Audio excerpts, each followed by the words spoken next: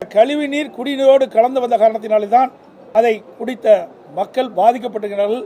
NEET 2010 December 21 notification வெளியிட்டாங்க.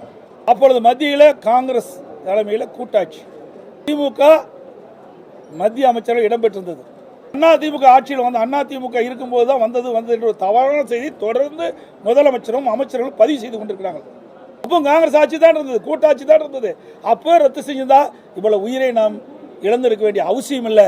இதுக்கு முழுக்க காரணம் திராவிட முன்னேற்ற கழகம் தான் என்பதை இன்றைக்கு முதலமைச்சர் இப்படி துடிதுடிக்க பேசுறார். ஏங்க நாங்க கூட்டணி வச்சா நீங்க எங்க பதறீங்க? முதலமைச்சர் சட்டமன்றத்தில் அதிமுகவும் பலம் வாய்ந்த கூட்டணியை 2026 சட்டமன்ற தேர்தல் அமைப்போம், நிச்சயமாக வெற்றி பெறுவோம். சட்டமன்றத்திலே நேருக்கு நேர் பார்த்தேன், அவர் பதற்றப்படுறதை பார்த்தேன், அவருடைய பேச்சிலிருந்து வர வார்த்தைகளை பார்த்தோம். இப்பெல்லாம் பாரதிய ஜனதா கட்சி இவருக்கு நல்ல கட்சியாக தென்பட்டது. இப்பொழுது அதிமுக பாரதிய ஜனதா கூட கூட்டணி வச்சா ஏன் வைக்கிறீன்னு கேள்வி கேட்கிறார் முதலமைச்சர். இப்போதும் திராவிட முன்னேற்ற கழகத்திற்கு சாதகமாக இருந்தால் அதை பாராட்டுவாங்க, அவளுக்கு பாதகமாக இருந்தால் அதை எங்க மீது பலி சுமத்துவாங்க. இதுதான் வாடிக்கை. அறிவாலயத்தில் மேல் தளத்தில் ரெய்டு, இன்கம் டேக்ஸ் ரெய்டு, கீழ்த்தளத்தில் கூட்டணி அமைச்சிட்டு இருந்தாங்க. அது அவர்களுக்கு பொருந்தும். இந்த இடம் இன்றைய பேரவையில் விவாதிக்க வேண்டும் என்று கோரிக்கை வைத்தேன். அந்த கோரிக்கையின்படி திருச்சி மாநகருக்கு உட்பட்ட உறையூர் பகுதி மண்டலம் 5 கீழ் வரும் 10வது வார்டில் விண்ணப்பன் தெரு, பணிக்கன் தெரு, நெசவாளர் தெரு, காமாட்சன் தெரு, கலையின் தெரு, லிங்க நகர் உட்பட்ட இடங்களில் கழிவுநீர் குடிநீரோடு கலந்து வந்த காரணத்தினால அங்கே இருக்கின்ற மக்கள், அந்த பகுதியில் இருக்கின்ற மக்கள் அந்த நீரை பருகிய காரணத்தினால் பல பேர் பாதிக்கப்பட்டிருக்கின்றனர். 4 பேர் உயிரிழந்திருக்கின்றார்கள். இது குறித்து அரசனுடைய கவனத்திற்கு நான் கொண்டு வந்தேன். மாண்புமிகு அமைச்சர் அவர்கள் குடிநீரில் கழிவுநீர் கலக்கவில்லை, அதனால் இறப்பில்லை என்ற விவரங்களை தெரிவித்தார். அதோடு இந்த கழிவுநீர் குடிநீர் கலந்த காரணத்தினால் சுமார் 15 நாட்களாக இந்த பகுதியில் இந்த நீரைத்தான் அந்த பகுதி மக்கள் பருகி வருகிறார்கள். கழிவுநீர் குடிநீரோடு கலந்து வருகிறது, இதை சரி செய்ய வேண்டும் என்று கோரிக்கை வைத்தும் வருகின்றார்கள். 5 பேர் அவசர சிகிச்சை பிரிவிலே சேர்க்கப்பட்டு சிகிச்சை பெற்று வருகிறார்கள். மாண்பு அமைச்சருடைய அங்கே சித்திரை தேர்விழா நடைபெற்றுக் கொண்டிருந்தது. அந்த சித்திரை தேர்விழாவிலே பிரசாதம், உணவு மற்றும் மோர், குளிர்பானங்கள் வழங்கப்பட்டதாகவும் அதை பருகி காரணத்தினால் அவர்கள் வயிற்றுப்போக்கு ஏற்பட்டு இறந்திருக்கின்றார்கள். அதோடு அவர்களது ஒத்துக்காத காரணத்தினால் ஒவ்வாது பிரச்சனை காரணமாக அவர்கள் மருத்துவமனையில் சேர்க்கப்பட்டதாக தகவலை கொடுத்திருக்கின்றார். நாங்கள் கேட்பதெல்லாம் அந்த சித்திரை தேர்விழாவுக்கு இந்த பகுதி மக்கள் மட்டும்தான் சென்றாங்களா? பல்வேறு ஊர்களில் இருந்து அந்த சித்திரை தேர்விழாவிலே கலந்து கொண்டிருக்கின்றார்கள். அவர்களெல்லாம் இந்த உடல்நிலை சரியில்லை என்று எந்த மருத்துவமனையும் சேர்க்கப்படவில்லை. இந்த குறிப்பிட்ட பகுதியில், உறையூர் பகுதியில் தான் இந்த 4 தெருவில் இருக்கின்ற மக்கள் இந்த கழிவுநீர் கலந்த குடிநீரை பருகிய காரணத்தினால் இன்றைக்கு உடல்நலம் பாதிக்கப்பட்டு மருத்துவமனையில் சிகிச்சை பெற்று வருகின்றார்கள். அங்கே கொடுத்த பிரசாதத்தை, குளிர்பானத்தை, மோரெல்லாம் குடித்திருக்கின்றார்கள். அவர்களுக்கெல்லாம் எந்த பாதிப்பு ஏற்படவில்லை. இந்த பகுதி மக்களுக்கு தான் பாதிப்பு ஏற்படுகின்றது. இதை இந்த அரசு மறைத்து தவறான செய்தி வெளியிட்டிருக்கிறது, இது கண்டிக்கத்தக்கது. இதே போல 2024ஆம் ஆண்டு 4ஆம் தேதி சென்னை பல்லாவரம் அடுத்த மலைமேடு பகுதியில் குடிநீர் கழிவுநீர் வந்து கலந்து வந்தனால 30 பேர் வாந்தி, திடீர் வயிற்றுப்போக்கு ஏற்பட்டு 3 பேர் இருந்தனர். அப்பொழுது அந்த பகுதியை சேர்ந்த அமைச்சரும் இதே கருத்தை தான் சொன்னார். வேண்டுமென்றே திட்டமிட்ட இந்த அரசாங்கம் எங்களை பொறுத்த வரைக்கும்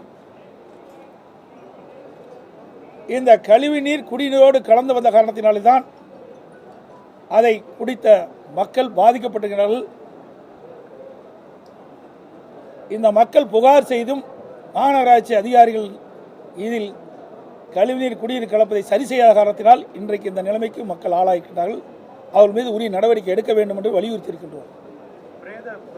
அதோட நீங்க பார்த்தீங்கன்னா இன்னும் சட்டமன்றத்தில் இதெல்லாம் குறித்து பேசிட்டு இருக்கும்போது முதலமைச்சர் சில கருத்துக்களை சொல்றார். இன்றைக்கு மக்கள் நல்வாழ்வுத்துறை அமைச்சர் மானிக் கோரிக்கை நடத்துகிறது.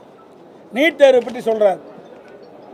இதை நீட் பல முறை விளக்கம் கொடுக்கப்பட்டது, உங்களுடைய தொலைக்காட்சி வாயிலாக கொடுக்கப்பட்டது, பத்திரிகை வாயிலாக கொடுக்கப்பட்டது, சட்டமன்றத்திலும் நான் இது குறித்து பேசியிருக்கிறேன். நீட் 2010 டிசம்பர் 21 நோட்டிஃபிகேஷன் வெளியிட்டாங்க. அப்பொழுது மத்தியில் காங்கிரஸ் தலைமையில் கூட்டாட்சி, திமுக மத்திய அமைச்சர்கள் இடம்பெற்றிருந்தது. அதுவும் திராவிட முன்னேற்ற மத்திய அரசாணை வெளியிடப்பட்டது. ஏதோ அதிமுக ஆட்சியில் வந்து அதிமுக இருக்கும்போது தான் வந்தது என்ற ஒரு தவறான செய்தி தொடர்ந்து முதலமைச்சரும் அமைச்சர்களும் பதிவு செய்து கொண்டிருக்கிறார்கள். இது நாட்டு மக்களுக்கே தெரியும். இது கொண்டு வந்தது காங்கிரஸ் திமுக. ஏன் இளைஞர்கள் பாதிப்பாங்க அப்படின்னு இவர்களுக்கு தெரியாதா? மாணவர்கள் பாதிப்பான்னு தெரியாதா? கொண்டு வந்தது இவர்கள். அதை தடுப்பதற்கு நாங்கள் கடுமையான முயற்சி எடுத்தோம். ஆனால் முடியவில்லை, நீதிமன்றம் சென்று விட்டது. அதனால் இந்த நீட் தேர்வு அதிமுக ஆட்சியிலே நடைமுறைப்படுத்த வேண்டிய சூழ்நிலை ஏற்பட்டு விட்டது. இருந்தாலும் தொடர்ந்து மத்திய அரசோடும் நீதிமன்றத்திலும் நாங்கள் இதை வலியுறுத்தி கொண்டே இருந்தோம், நீட் தேர்வை ரத்து செய்வதற்கு. ஆனால் கொண்டு வந்தது திமுக. அதை தடுத்து நிறுத்துவதற்கு முயற்சி செய்தது அதிமுக. அது மட்டும் இல்ல, தேர்தல் 2021 சட்டமன்ற பொதுத் தேர்தலின் போது திராவிட முன்னேற்ற கழகத்தின் சார்பாக திராவிட முன்னேற்ற கழகம் ஆட்சிக்கு வந்தா நீட் தேர்வை ரத்து செய்வோம்னு சொன்னாங்க. இன்னைக்கு முதலமைச்சர் என்னங்கிறாரு? நாங்க இந்தியா கூட்டணியில் அங்க வச்சிருந்தோம், இந்தியா கூட்டணி ஆட்சிக்கு வந்திருந்தா ரத்து செய்யும் சொல்றாரு. இதை ஏன் முதல்ல 2010 கொண்டு வரும்போதே ஏன் ரத்து செய்யல? அப்போ ரத்து செஞ்சிருக்கலாம்ல. அப்போ காங்கிரஸ் ஆட்சி தான் இருந்தது, கூட்டாட்சி தான் இருந்தது. அப்போ ரத்து செஞ்சிருந்தா இவ்வளவு உயிரை நாம் இழந்திருக்க வேண்டிய அவசியம் இல்லை. இதுக்கு முழுக்க முழுக்க காரணம் திராவிட முன்னேற்ற கழகம் தான் என்பதை நான் இந்த நேரத்தில் தெரிவிச்சுக்கிறேன். அதோட இன்னும் சொல்றாரு, எப்போ பார்த்தாலும் திமுக காரரும் திமுக கூட்டணியில் அங்கம் வைக்கின்ற கட்சியெல்லாம் அதிமுக பாரதிய ஜனதா கட்சியோட கூட்டணி, அதிமுக பாரதிய ஜனதா கூட்டணி. எல்லா அறிக்கையும் கம்யூனிஸ்ட் கட்சி சேர்ந்து அறிக்கை விடுறாங்க, விடுதலை சிறுத்தை கட்சி சேர்ந்து அறிக்கை விடுறாங்க. இன்றைக்கு முதலமைச்சர் இப்படி துடிதுடிக்க பேசுறார். ஏங்க நாங்க கூட்டணி வச்சா நீங்க எங்க பதறீங்க? முதலமைச்சர் சட்டமன்றத்தில் ஏன் கோவப்படுறீங்க? நீங்க பயப்படுறீங்க? அதிமுக யாரோடாலும் கூட்டணி வைப்போம், அது எங்களுடைய விருப்பம், எங்களுடைய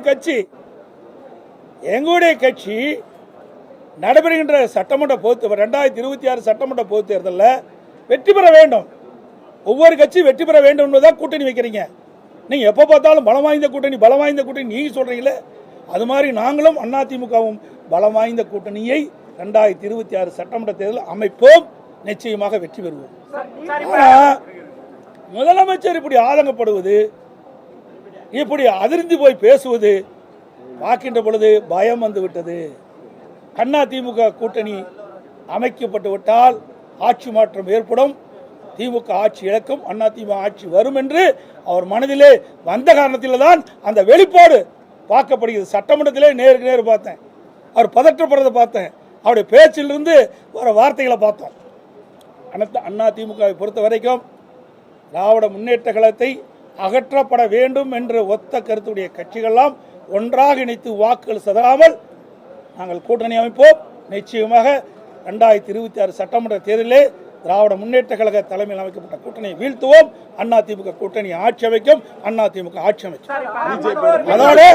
அதோட இன்னொன்னு திரு கருணாநிதி அவர்கள் பாரதிய ஜனதாவோட கூட்டணி அமைக்கும் போது 99 அமைக்கும் போது ஒரு கருத்து சொல்லியிருக்கார். ஊழலை விட மதவாதம் என்பது கொடுமையானது அல்ல. திரு கலைஞர் அவர்கள் திராவிட முன்னேற்ற கழகம் பாரதிய ஜனதா கட்சியோடு கூட்டணி வைக்கின்ற பொழுது அவர் சொன்ன கருத்து, ஊழலை விட மதவாதம் என்பது கொடுமையானது அல்ல அப்படின்னு அவர் கருத்து சொல்லியிருக்கிறார். அதோட 16/4/1999 முரசொலிமாறன் பேச்சு நாடாளுமன்றத்தில் அவர் பேசியிருக்கார். நெருக்கடி நிலையின் போது எமர்ஜென்சி நாங்கள் திமுக காங்கிரஸை விட்டு விலகிவிட்டோம். இப்போது நாங்களும் ஜனசங்கம் பாரதிய ஜனதா உறுப்பினரும் மார்க்சிஸ்ட் தோழர்களும் சிறையில் தோழர்களானோம். காரணம் எதுவாக இருந்தாலும் எங்களுடைய நீண்டகால அரசியல் வரலாற்றில் நாங்கள் அனைவரும் ஒதுக்கப்பட்ட மக்களுக்காகவும் சிறுபான்மை மக்களுக்காகவும் ஆதரவு அளித்து பாதுகாப்பு வந்திருக்கிறோம் என்று அவர் பேசியிருக்கிறார். அதுக்கு அடுத்தது 23/6/1999 முரசொலி கட்டுரையில் திமுகவினருக்கு அந்த கட்டுரையில் தெரிவிக்கப்பட்ட கருத்து, சிறுபான்மை மக்களிடம் பாரதிய ஜனதா கட்சியை பற்றி ஒரு சந்தேகத்தை ஒரு சிலர் உருவாக்கி வைத்திருக்கின்றார்கள் என்பது உண்மைதான். பொய் பிரச்சாரம் செய்கின்றார்கள். அதற்கு ஈடு கொடுத்து அதை முறியடிக்க வேண்டிய பொறுப்பு திமுக இளைஞர்களுக்கு ஆகிய உங்களுக்கு உண்டு என்று தெரிவிச்சிருக்கார். அப்பெல்லாம் பாரதிய ஜனதா இவர்களோடு இணைந்து பணியாற்றுகின்ற பொழுது இனிச்சுது. இப்போ கசக்குதா? 1999 திராவிட முன்னேற்ற கழகம் பாரதிய ஜனதா கூட்டணி போட்டு வெற்றி பெற்று அங்கே மத்தியில் ஆட்சி அதிகாரத்தில் இருந்தாங்க. அப்பொழுது திரு முரசொலி மாறன் அவர்கள் நோய்வாய்ப்பட்டு 1 வருட காலம் மருத்துவமனையிலே சிகிச்சை பெற்று வந்தார். அப்பொழுது இலாக்காலா மந்திரியாக வச்சுருந்தாங்க. அப்போல்லாம் பாரதிய ஜனதா கட்சி இவர்களுக்கு நல்ல கட்சியாக தென்பட்டது. இப்பொழுது அண்ணா திமுக பாரதிய ஜனதா கூட கூட்டணி வச்சா ஏன் வைக்கிறீன்னு கேள்வி கேட்குறார் முதலமைச்சர். எப்பொழுதும் திராவிட முன்னேற்ற கழகத்திற்கு சாதகமாக இருந்தால் அதை பாராட்டுவாங்க, அவளுக்கு பாதகமாக இருந்தால் அதை எங்கள் மீது பலி சுமத்துவாங்க. இதுதான் வாடிக்கை. 11 மெடிக்கல் காலேஜுக்கு நீங்க ஒத்துக்கிட்டதுக்கே காரணம் இதுக்கு வந்து ஒரு டீலிங் உங்களுக்குள்ள இருந்துன்னு சொல்லி முதலமைச்சர் உள்ள பேசியிருக்காரு. என்ன எல்லாம் டீலிங் உண்டு. திராவிட முன்னேற்ற கழகம் எப்போ டீலிங் உண்டு? எப்படின்னா, மேலே ரெய்டு நடந்துட்டு இருந்தது, கீழ்த்தளத்தில் அறிவாலயத்தில் மேல் தளத்தில் ரெய்டு, இன்கம் டேக்ஸ் ரெய்டு, கீழ்த்தளத்தில் கூட்டணி அமைச்சிட்டு இருந்தாங்க. அது அவர்களுக்கு பொருந்தும். முடக்குவாதம், மூலம் உள்ளிட்ட நோய்களுக்கு சிறப்பு சிகிச்சை பெற ஸ்ரீவித்யா சித்தா மற்றும் வர்மா மருத்துவமனை, அரியலூர்.